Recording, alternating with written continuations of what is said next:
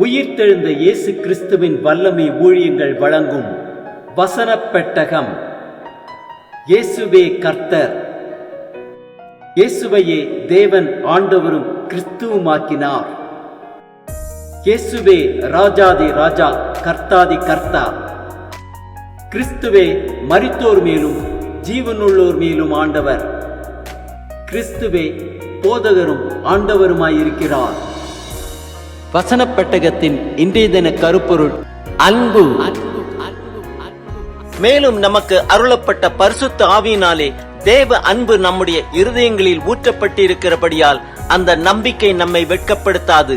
அன்பை குறித்ததான வேத வசனங்களை பார்க்கலாம். மத்தேயு 22:37 முதல் 40 வரை உள்ள வசனங்களில் வாசிக்கிறோம். இயேசு அவனை நோக்கி, உன் தேவனாகிய கர்த்தரிடத்தில் உன் முழு இருதயத்தோடும் உன் முழு ஆத்மாவோடும் உன் முழு மனதோடும் அன்பு கூறுவாயாக. இது முதலாம் பிரதான கற்பனை.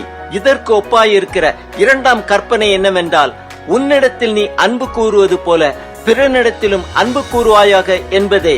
இவ்விரண்டு கற்பனைகளிலும் நியாயப்பிரமாணம் முழுமையும் தீர்க்க தரிசனங்களும் அடங்கியிருக்கிறது என்றார். யோவான் 15:10 வாசிக்கிறோம், நான் என் பிதாவின் கற்பனைகளை கைக்கொண்டு அவருடைய அன்பிலே நிலைத்திருக்கிறது போல நீங்களும் என் கற்பனைகளை கைக்கொண்டிருந்தால் என்னுடைய அன்பிலே நிலைத்திருப்பீர்கள். யோவான் 13:35 வாசிக்கிறோம், நீங்கள் ஒருவரில் ஒருவர் அன்புள்ளவர்களாயிருந்தால் அதனால் நீங்கள் என்னுடைய சீஷர்கள் என்று எல்லாரும் அறிந்து கொள்வார்கள் என்றார். ரோமர் 8:28 வாசிக்கிறோம், அன்றியும் அவருடைய தீர்மானத்தின்படி அழைக்கப்பட்டவர்களாய் தேவனிடத்தில் அன்பு கூறுகிறவர்களுக்கு சகலமும் நன்மைக்கு ஏதுவாக நடக்கிறது என்று அறிந்திருக்கிறோம். ரோமர் 8:36-37 வாசிக்கிறோம், கிறிஸ்துவின் அன்பை விட்டு நம்மை பிரிப்பவன் யார்? உபத்திரவமோ, வியாகுலமோ, துன்பமோ, பசியோ, நிர்வாணமோ, நாச மோசமோ, பட்டயமோ, இவை எல்லாவற்றிலேயும் நாம் நம்மில் அன்பு கூறுகிறவராலே முற்றும் ஜெயம் கொள்ளுகிறவர்களாய் இருக்கிறோமே. ரோமர் 13:10 வாசிக்கிறோம், அன்பானது பிறனுக்கு பொல்லாங்கு செய்யாது, ஆதலால் அன்பு நியாயப்பிரமாணத்தின் நிறைவேறுதலாய் இருக்கிறது. 2 கொரிந்தியர் 5:14-15 வாசிக்கிறோம், கிறிஸ்துவனுடைய அன்பு எங்களை நெருக்கி ஏவுகிறது. ஏனென்றால் எல்லாருக்காகவும் ஒருவரே மரித்திருக்க எல்லாரும் மரித்தார்கள் என்றும், பிழைத்திருக்கிறவர்கள் இனி தங்களுக்கென்று பிழைத்திராமல் தங்களுக்காக மரித்து எழுந்தவருக்கென்று பிழைத்திருக்கும்படி அவர் எல்லாருக்காகவும் மரித்தார் என்று நிதானிக்கிறோம்.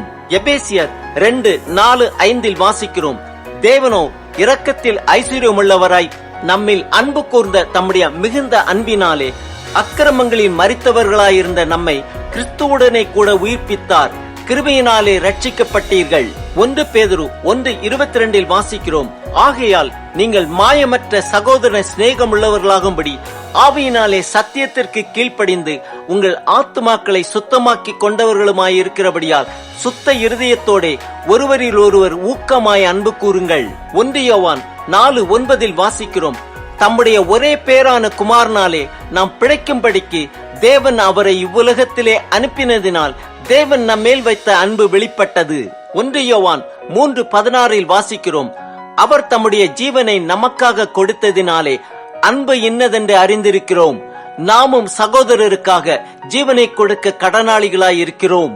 1 யோவான் 3:17 வாசிக்கிறோம், ஒருவன் இவ்வுலக ஆஸ்தி உடையவனாயிருந்து தன் சகோதரனுக்கு குறைச்சல் உண்டு என்று கண்டு தன் இருதயத்தை அவனுக்கு அடைத்துக் கொண்டால் அவனுக்குள் தேவ அன்பு நிலை கொள்ளுகிறது எப்படி?